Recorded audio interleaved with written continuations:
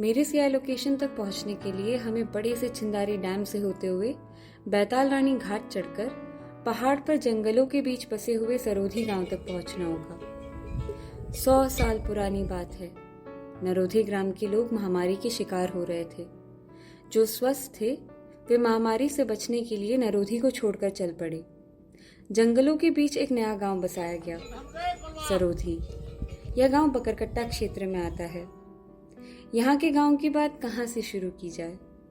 यहाँ के हर चीज में लोगों के हाथों की, उनके भावनाओं की सादगी है। घर, चूल्हा, लकड़ी के दरवाजे, कुर्सी लकड़ी के, सब हाथों से बने हैं। खाना खाइए।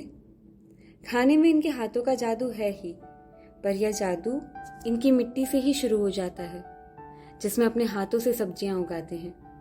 जंगल, नदियां, खेती, जानवरों और यहाँ के लोगों के बीच प्रेम का संबंध है।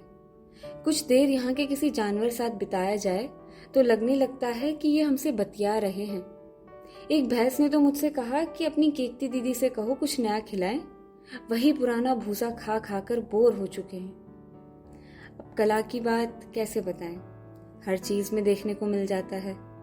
दीवारों पर पुराने कपड़ों के टुकड़ों से बने पावदान में, धान की कटाई समय बनने वाली झालर में, जो असल में गौरैया के खाने का प्रबंधन है, सिर्फ एक सजावटी चीज नहीं। धनुष, गुलेल, मछली पकड़ने वाला डंगन और नदियों में बनाई झिरियों में, घर में लगाए पौधे, लटकाए हुए मक्के के रंगों की सुंदरता में कला का आभास होता है। इनको कभी बीड़ी बनाते हुए देखिएगा। जब ये अपने लुंगी से सूत निकालकर बीड़ी को बांधते हैं तो ऐसा लगता है कि कोई कमाल की चीज देख ली हो, कि जुगाड़ और कला का गजब का मेल है। प्रकृति भी अपने आप को यहाँ एक पेंटर समझती है। बारिश में पहाड़ को कैनवस के कपड़े की तरह धो देती है, फिर रंग बिखेरती है और ठंड के मौसम में इस पर सफेद चादर उड़ा देती है, मानो अपनी रचना को दुनिया से छुपा रही हो। इसी चादर के पीछे धान की कटाई के परिश्रम के बाद लोग आराम करते हैं।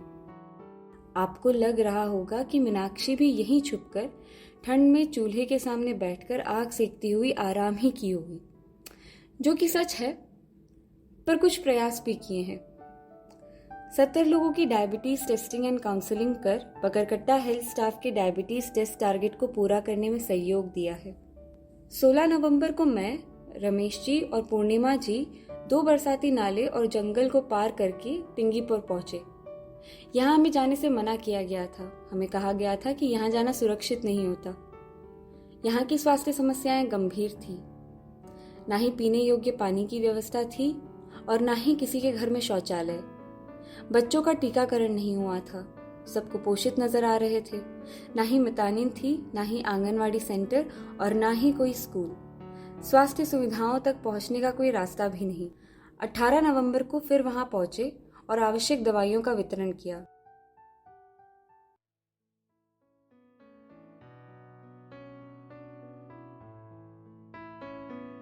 समता जन कल्याण एनजीओ के संस्थापक शिशुपाल खोपरागड़े के मार्गदर्शन में मैंने एक डॉक्यूमेंट्री बनाई। बीएमओ से टिंगीपुर की चर्चा हुई। नतीजा यह था कि अगले दिन वहां हेल्थ टीम पहुंची, टीकाकरण हुआ और मच्छरदानी बांटी गई। समता जन कल्याण एनजीओ के लोग भी वहां पे पहुंचे और ब्लैंकेट्स का वितरण हुआ।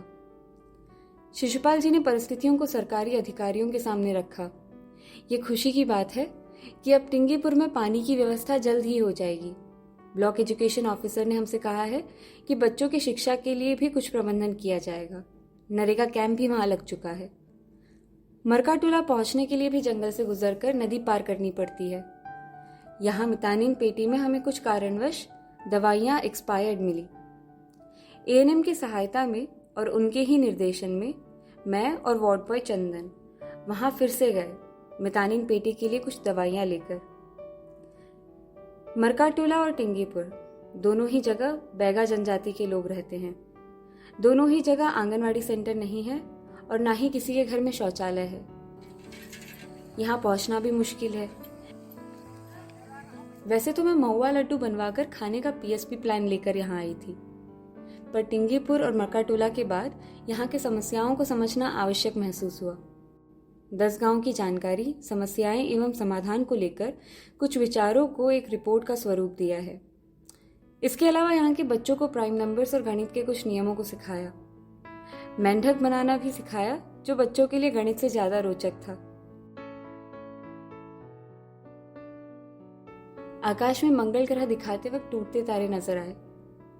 सूरही गैया की धरसा का हिस्सा होने का पहली बार आभास हुआ। ऐसा लगा जैसे कर्नाटक हो या छत्तीसगढ़, सब इसी धरसा की धूल हैं। आप भी कहीं यहाँ पे आकाश देखिएगा। यहाँ पे टूटते हुए सिर्फ आपको आकाश के तारे ही नजर आएंगे, यहाँ के लोग नहीं।